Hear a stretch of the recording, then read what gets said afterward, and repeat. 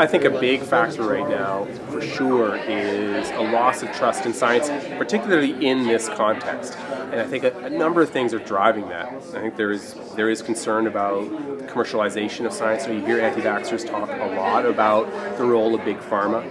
I think for sure that's a factor.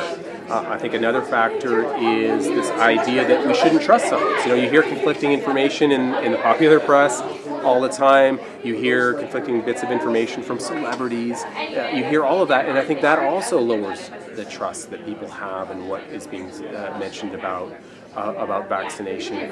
Layer on top of that celebrities and pop cultures more generally. You have, of course, Jenny McCarthy, but there's other voices out there that are keeping these myths alive, this perception of risk alive. So that has, I think, an influence on the anti-vax community. And then all of these forces, they work together. They work together to create a very complex mix.